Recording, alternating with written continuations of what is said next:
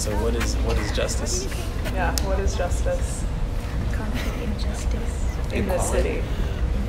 In different cities. Well, I think through our research we've kind of noticed that while we're all doing something different, there are common themes. Mm-hmm. Like there seems to be like a focus on youth and youth culture, and there's also a focus on punishment and incarceration, and like how those two like come back off of each other. I think that's not necessarily in all of ours, but it's in kind of like different movements of people through like housing, migration. Mm-hmm. You're talking about like education, people like having to like geographic and like social barriers to like accessing education and services. I think justice is a very relative concept, but what we're trying to do here is try to decrease the gap between, the people who have too much and the people who don't. Yeah, I would say that's a common theme. Yeah. As Peter always says that architecture cannot solve the problem itself, but we can still like address the problem and try to do something with architecture. And call attention to it. Hi, my name is Loida. So, what's the difference from injustice and unfair? Like these two is really ambiguous. Yeah, I guess it is kind of an interesting thing to say what is justice and what is fairness, right? And I think that's kind of, I think, the point of a lot of the studio too, is to understand how one is not, justice isn't always just about fairness, right? I think Peter said it's also about being heard, like about, and that's what I think our architecture will do. Mm-hmm. It will help to like kind of provide a voice for people that aren't being heard, right? Because justice isn't just about fairness, it's about, it's oftentimes about inclusion. And I think that's what our architecture will eventually do. Because I think we're not trying to solve any problems with architecture. We're trying to raise some awareness. Right? We kind of got into that the other day where we were discussing how we all felt kind of uncomfortable going into these public spaces and just saying things out loud. And, in retrospect, the point is that we're fortunate that we get to do that. A lot of people that suffer an injustice don't get a chance to find their voice. Also, letting people know their rights is Marlon. I think it's kind of justice, because sometimes when you don't know My name is Marlon. you don't even know how to do justice for yourself.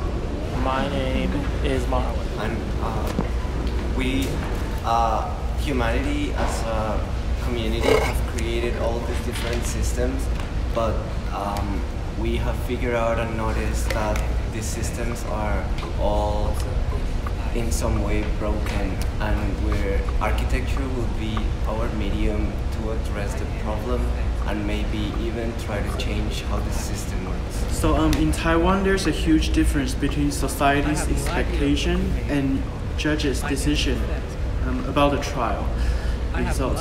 And so people are not really trust about the law system.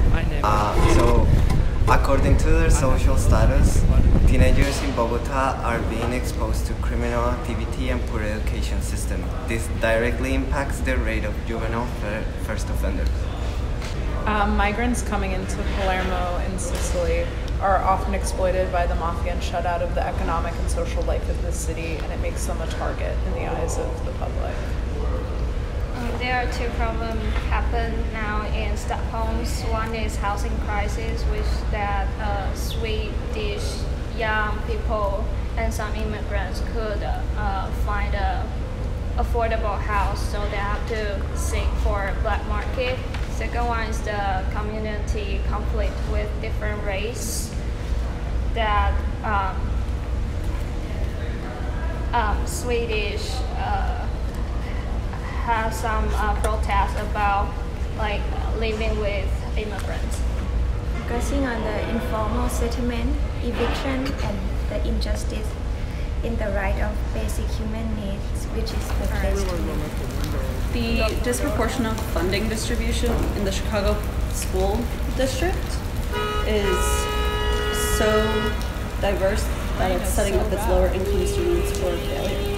Philadelphia prison industry is generating millions of dollars by keeping people incarcerated. 2/3 of young men and women attempting to re-enter into society after incarceration go back to prison. Is it just to have people going back to prison? So 30% of the population in the Dominican Republic is, I would say, children, and a big amount of this population is in risk of many social. I'm basically looking at the youth at risk in the Dominican Republic, not only the Dominicans, but also the Haitian kids that are born in the Dominican Republic or that are immigrated from Haiti because of the poverty in the Dominican Republic. So they have to go out and find jobs, and while they're looking for jobs and they're in the street, they're just exposed to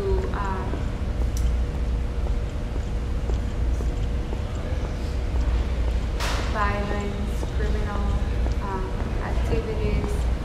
They're exposed to, like for example, young women, they're exposed to be infected with HIV because of prostitution and all that. So they have no safe space to go. Exactly. And no means of helping them find safe employment. Well, they're not even supposed to be working. The law says that they can work when they are 14, but they need a permission from their parents, and sometimes they're even 6 years old and you see them in the street cleaning shoes or cleaning the cars to get some money. Do you have access to school? They do. The education is free, but about 50% of the kids, when they are in secondary level, they don't attend because they have to go outside to get money. So there's no like law enforcement in terms of like child protective services that make sure that children end up in school. Nobody's paying attention because they either die because they don't have food or they go outside to